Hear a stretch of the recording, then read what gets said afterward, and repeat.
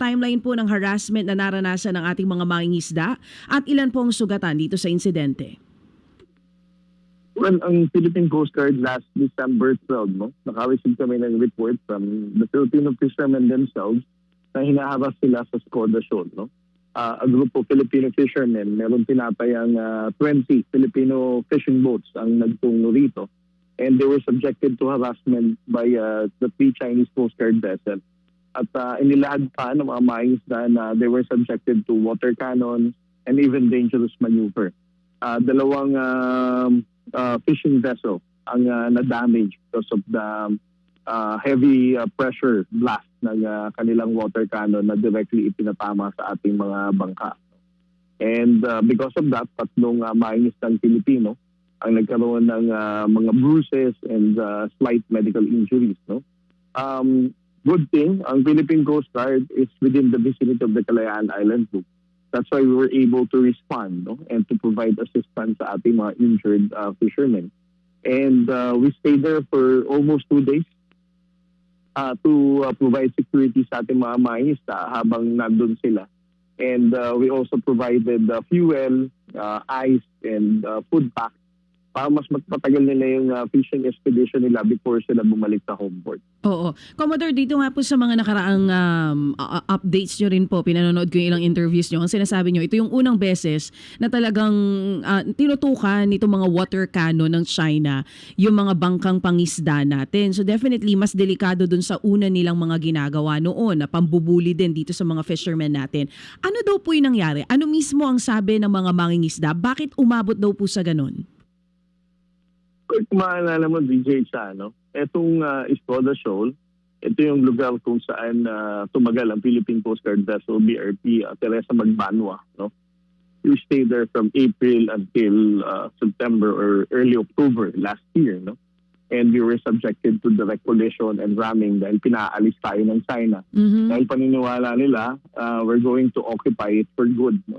And ang mga mangingisda natin, what they did is they went to Skoda Shoal and probably the Chinese thought na this is again, alam mo yung paranoia nila na this is a state-sponsored fishing pretending activity. No? That's why they thought na ito mga mangingisda are not legitimate na fishermen. And that's why they were subjected to direct water cannon attack. Okay. So yun pala yung rason. Inakala po nito mga Chinese na state-sponsored yung pamamangka ng mga mangingisda natin. Kaya po sila nadamay. Yes. And again, that's just our speculation. Kasi, assumption. Sa akin, this is the first time that they were subjected to water cannon. But again, let me reiterate, no, despite of whatever interpretation or paranoia that they have, there's no justification sa ginawang ganitong water cannon against the Filipino fishermen. Definitely because Skoda Shoal falls within our own exclusive economic zone. Ang ating mga mangingisdang Pilipino, wala namang ginagawang masama at it is our sovereign right para mangisda dito sa Skoda Shoal. Oo. Sabi nyo nga po, mabuti na lang nasa area din po itong mga kasamahan natin, kaya madali po nakaresponde dito sa mga fishermen. Gaano katagal bago po kayo nakapunta sa kanila? At kung sakali na medyo natagalan ang PCG, ano po kaya ang inabot pa ng iba nating mga mangingisda dyan? Well, ang nangyari naman, no, when they were subjected to water cannon, ang mga mangingisda medyo lumayo na rin ng konti. But maintain itong lugar nila sa vicinity ng ng Skoda Shoal. Siguro kung hindi tayo natagalan doon, baka more than 2 Filipino fishing boats were subjected to water cannon. Lalo pa, dito sa mga balita, ang sinasabi, wooden fishing boat po yung gamit nitong mga mangingisda natin. Worst case scenario, pwedeng nadagdagan pa yung mga injured na fisherman. Yun po yun, Commodore.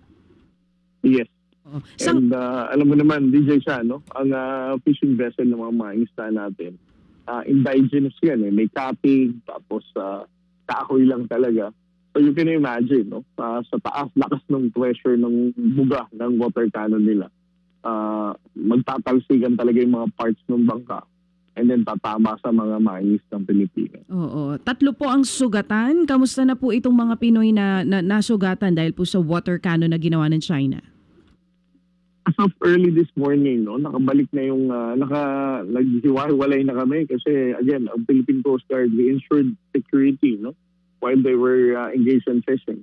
But we were able to escort them to the area na mas malapit sila. Some of them went back to the port of Palawan, some of them went back to Mindoro, and some of them went to Bajo de Masinloc dahil home ported din sila sa Zambales.